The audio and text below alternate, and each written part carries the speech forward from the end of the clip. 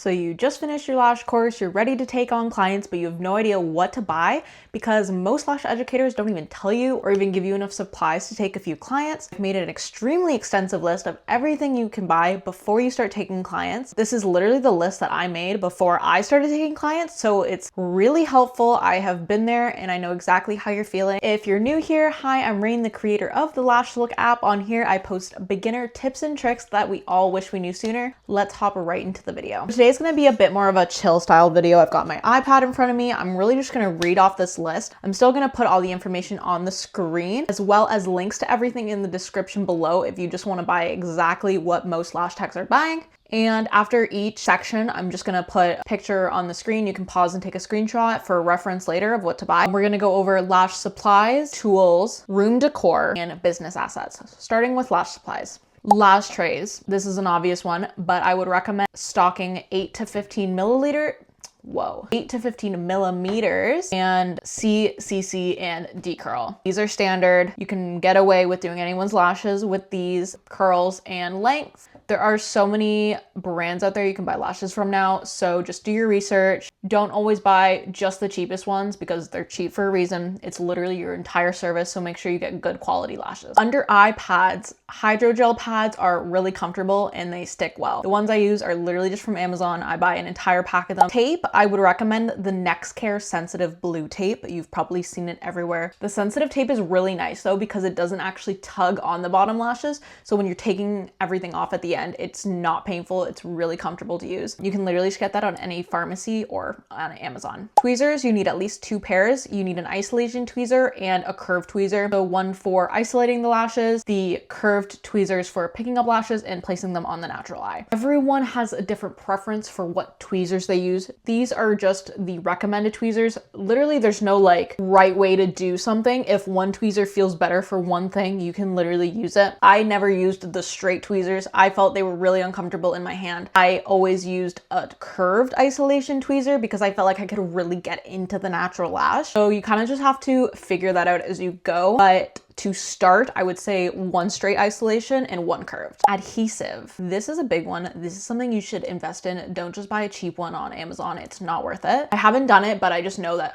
I've heard horror stories. Just avoid that altogether and find a good brand who sells good adhesive, good reviews. Also, make sure your drying time on the adhesive you buy is 2 to 3 seconds. Make sure it's not a fast drying glue. Make sure it's not a 0.5 second glue, even 1 second glue, because that's too fast for beginners. Your glue will be dried before you can even place it on the natural lash. Bonder, this isn't an absolute necessity, but it is recommended. It is something you put on at the end of the appointment. It helps with retention and curing the glue faster. It's not a must, but it is good if you have the money to invest in one at the moment. Jumping off of that, a lot of people buy primer as well. I don't think it's necessary. I never used it. I know when I used to go get my lashes done all the time, I never had any lash techs ever use primer on me. You literally just need to wash their lashes. You shouldn't need primer unless someone's lashes are extremely oily. I never had any instances or issues with that. So if someone's telling you to buy primer like it's absolutely necessary, don't listen to them. You don't need it. Remover, there's cream remover or gel remover. Either or is gonna be fine. You only need one of these. You're probably only gonna do less than a handful of removals in the first 6 months of lashing. That's my experience at least. So don't feel like you have to stock up too much. Just one's fine. Spoolies, lip wands, micro swabs. You can buy these cheap. Buy them in bulk. Buy them on Amazon. That's what I would recommend. But you do need a lot of these. You're gonna go through them very quickly, so make sure you stock up. Lash shampoo and cleansing kits. So you need your own lash shampoo, number 1, for cleaning your clients' lashes, and then number 2, cleansing kits to sell to your clients. I actually was good with this and I had kits ready to go the minute I started taking clients as a beginner. It's not 100% necessary, but it's kind of hard to tell someone to wash their lashes at home if you don't even give them something to wash their lashes with. So you can easily make this kit through just buying stuff on Amazon. You just buy the shampoo bottles, the actual shampoo concentrate, aftercare cards, the cleansing brushes. You throw a spoolie in there. You can buy like cute little goodie bags, brand it with your colors, sell them for $20, make a little bit of money, have good lash retention. It's just overall a win. So I would definitely look into that. Just a Sharpie. I don't know why I put this in lash supplies, but for lash mapping directly on the iPads, that's really it. When you're lash mapping, you want to be able to have something to draw with. Hi guys, excuse the way that I look at the moment, but I'm in the middle of editing the video and realized I forgot a good amount of things, which I obviously don't want to go back and redo the entire video. So I'm just going to put them in here. I'll still make sure that they're linked down below and in the screenshots. First thing is a lash tile. So what you put your lash strips on while you're doing the service. Second thing is glue rings, super important so that you have something to put your glue on. Third, nozzle wipes so that when you're burping your glue, that's what you'll use. Fourth, tweezer holders so that in your trolley you have somewhere to put your tweezers. 5 is a water bottle with a nozzle so when you're cleaning your client's lashes. And then 6 is paper towel, super important to just have for a bunch of different reasons. But yeah, I'll make sure that's all linked down below and still in the screenshots, but let's get back into the video. I'm just gonna leave that screenshot here. You can pause, take a screenshot. This is the lash supplies list.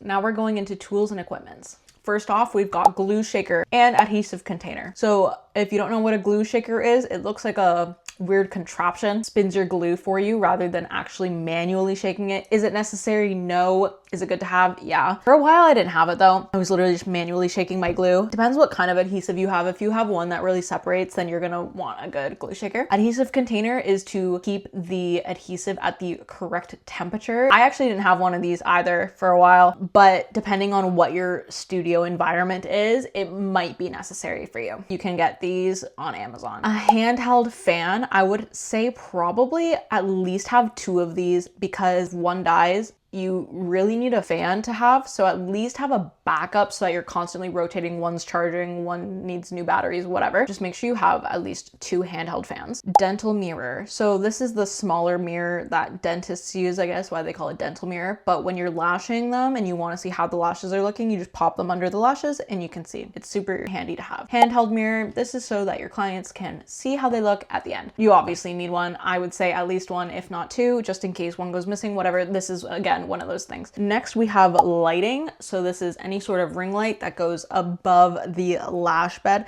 I kind of mixed and matched all of these sections for some reason. Maybe that should have been room setup, but anyways. Lighting's really important. Grab one off Amazon, Facebook Marketplace. You don't need anything crazy. This next one, I feel like a lot of people don't have, but I loved it. And it's like a stand attachment. I'll try to find a photo and put it up so I can show you what it looks like, but it's literally just this thing. I think I got it off Amazon again. I think it's meant for like music or something, but I really wanted it. And I needed something that I could put my tools on other than my trolley. And it was super handy. I know people like have the trays that like have the stand and the wheels and stuff. I couldn't afford that at the time, so I just got a stand attachment.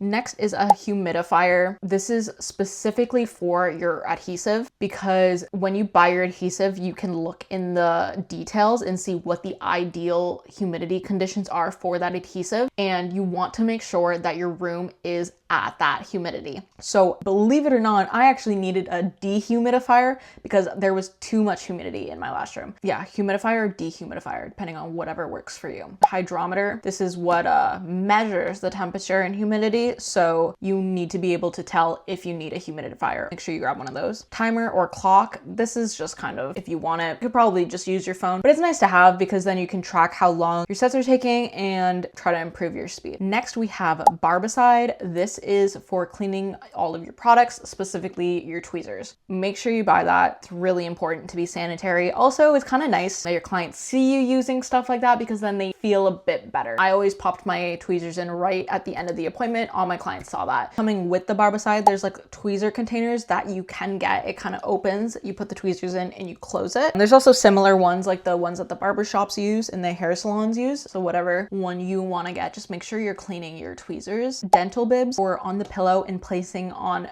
the client's forehead when you're lashing. That's self-explanatory.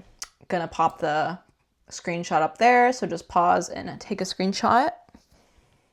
Moving on to room setup. 1, lash bed, self-explanatory. Make sure you find a comfortable one. Amazon, again, Facebook Marketplace. People are always reselling this kind of stuff. So sometimes they'll call them massage beds as well, esthetician beds. So sometimes you need to use different words to find what you're looking for. Lash pillow. I do make the ones with on the side, you can put all your tools and stuff in. I just had a really basic one, but I think I got mine on Amazon. I think I literally bought everything on Amazon.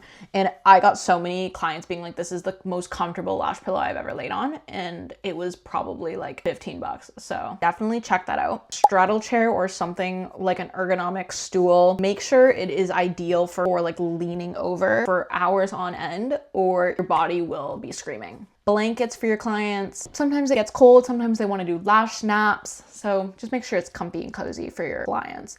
A lash bed cover. This is good because then you can clean this every few days, every week or whatever. Also easier to spray down, and if anything happens, it's not actually on your lash bed, so those are good to have. A trolley and organizers. You can get these from like anywhere. I think I got mine on Amazon, but I was considering getting one from like IKEA as well, which I think a lot of people do, or Facebook Marketplace, like really wherever. You definitely need one though, just so you can move around your stuff really easily. And then in the trolley, I had a couple organizers just so it kept everything good. Like you don't want your spoolies just spread everywhere. You want them like in a little container or something like that. A garbage can with a lid. This doesn't need a lid. Mine didn't have a lid. I don't know why I wrote that down.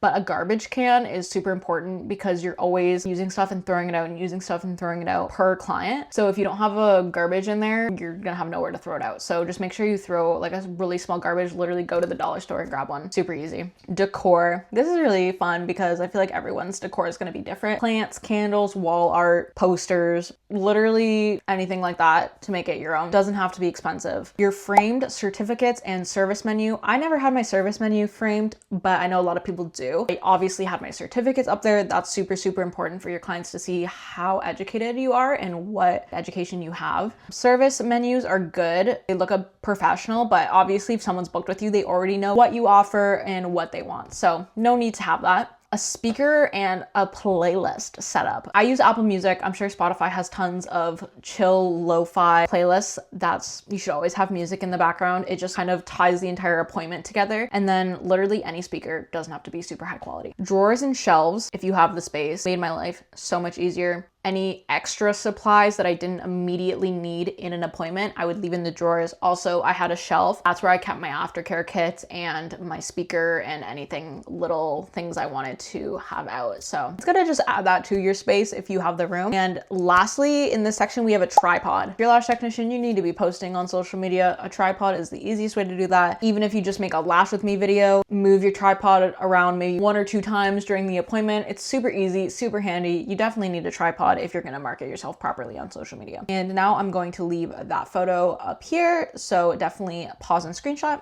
Next section, we have business essentials. Your name and logo. Hopefully you've already got that, but if not, lock that down now. Logo as in things that are going to go on your business card, possibly your profile picture. It's just good to have, and lock in your name. When you do your name though, make sure that there's some social media handles that you can do. If all of them are taken, plus like any variations of them are taken, probably not the best name to go with, because then your social media handles are not going to match your name. Definitely look into that before locking it in. Next, we have consent forms. These are good to have. I just had mine digitally, which goes with the next thing, but consent forms are super important. You don't think it's going to be you, but if something bad happens and someone feels like suing you or saying you did this and that, it's always good to protect yourself. Consent forms also are for like the marketing and filming aspect. Like if you post a photo of someone, they say like, I didn't want that taken of me or something, you have the proof that they signed off on it. So just kind of everything like that. You can find those on Canva. Next is a booking link. Super, super, super important. Please make sure you have a booking link when you are taking clients. We're not doing DMs anymore. That's not a thing. No more book through DM, message me for booking. Like, please don't do that. We're in the era of booking links and convenience.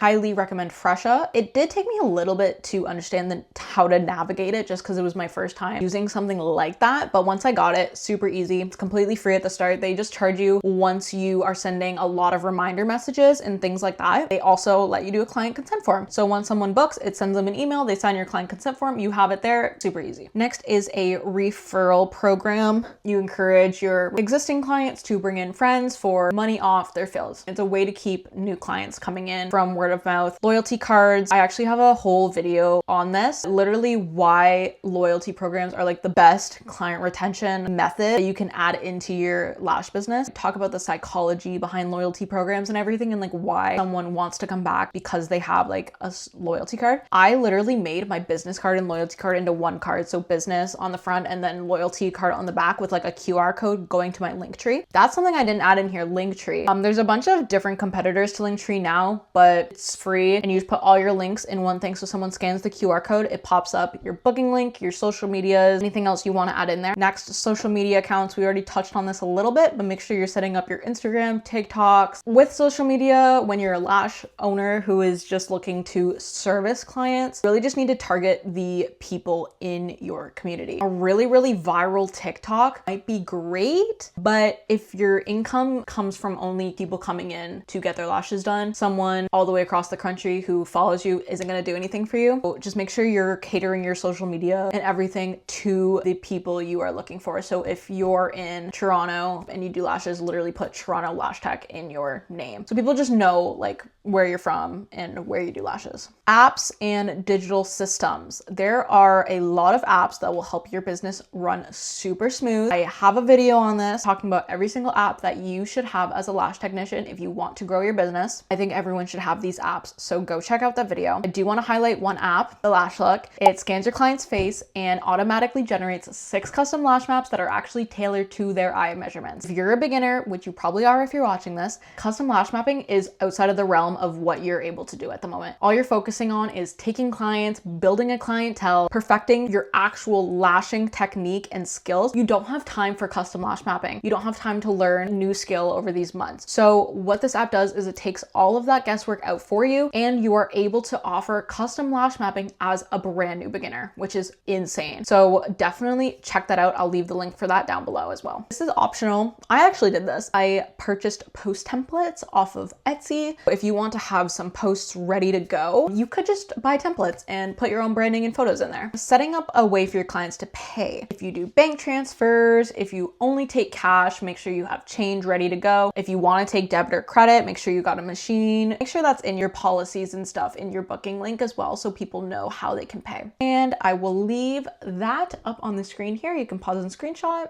Lastly, we just have miscellaneous. Gum and mints. You're in somebody's face for 2+ hours. You want your breath to smell good. So make sure you've got some gum or mints on hand, please. Chapstick. You're talking a lot during these appointments, especially with new clients. Your lips get dry. My lips are dry right now from talking during this video. So make sure you've got some chapstick on hand. Water bottle. Again, you're talking a lot, your mouth gets dry. So make sure you have water on hand. You don't want to get dehydrated. Lastly, Lysol wipes or spray. Make sure you have cleaning supplies, a vacuum as well. Lashes get on the floor, everything. Just make sure you were cleaning in between clients as well. And that's it. I'll leave that up here now, just miscellaneous things. So those are all of the essentials I would buy as a beginner lash tech. Some of these are 100% you need them. Some of them were just suggestions that you can probably purchase a couple months down the road. And if I missed anything, please let me know in the comments. But I think I did pretty good. I think a lot of these things maybe you didn't think about or would never have thought about. So I hope that this was helpful, and I post here twice a week, every single week. If you liked this video, please subscribe, and I will see you next time. Bye for now.